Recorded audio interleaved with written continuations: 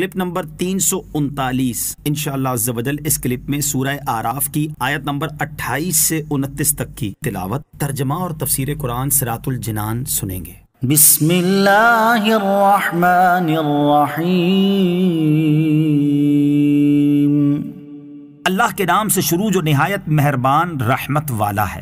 وَإِذَا فَعَلُوا فَاحِشَةً قَالُوا وَجَدْنَا عَلَيْهَا آبَاءَنَا وَاللَّهُ أَمَرَنَا بِهَا قُلْ إِنَّ اللَّهَ لَا يَأْمُرُ بِالْفَحْشَاءِ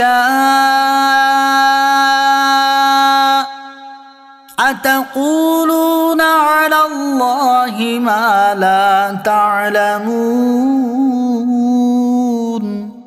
ترجمہ، اور جب کوئی بے حیائی کرتے ہیں تو کہتے ہیں کہ ہم نے اپنے باپ دادا کو اسی پر پایا تھا اور اللہ نے بھی ہمیں اسی کا حکم دیا ہے۔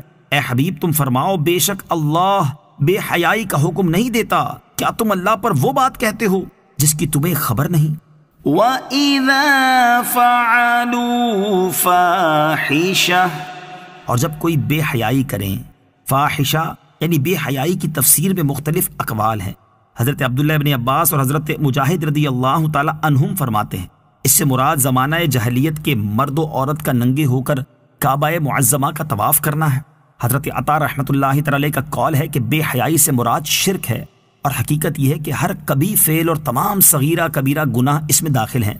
اگرچہ یہ آیت خاص ننگے ہو کر طواف کرنے کے بارے میں آئی ہے، جب کفار کی ایسی بے حیائی کے کاموں پر ان کی مذمت کی گئی تو اس پر انہوں نے اپنے کبھی افعال کے دو عذر بیان کیے۔ ایک تو یہ کہ انہوں نے اپنے باپ دادا کو یہی فعل کرتے پایا، لہٰذا ان کی اتباع میں یہ بھی کرتے ہیں۔ اس عذر کا بار بار قرآن میں رد کر دیا گیا کہ یہ اتباع تو جاہل و بدکار کی اتباع ہوئی اور یہ کسی صاحب عقل کے نزدیک جائز نہیں۔ اتباع تو اہل علم و تقوی کی جاتی ہے، نہ کہ جاہل گمراہ کی۔ ان کا دوسرا عذر یہ تھا کہ اللہ عز و جل نے انہیں ان افعال کا حکم دیا ہے، یہ محض افتراء و بہتان تھا۔ چنانچہ اللہ تبارک و تعالیٰ اس کا رد فرماتا ہے کہ اے حبیب صلی اللہ تعالیٰ علیہ وآلہ وسلم تم جواب میں فرماؤ بے شک اللہ عز و جل بے حیائی کا حکم نہیں دیتا، کیا تم اللہ عز و جل پر وہ بات کہتے ہو جس کی تمہیں خبر نہیں؟ اللہ عز و جل نے بے حیائی کا نہیں بلکہ ان چیزوں کا حکم دیا ہے جو بعد والی آیت میں مذکور ہیں۔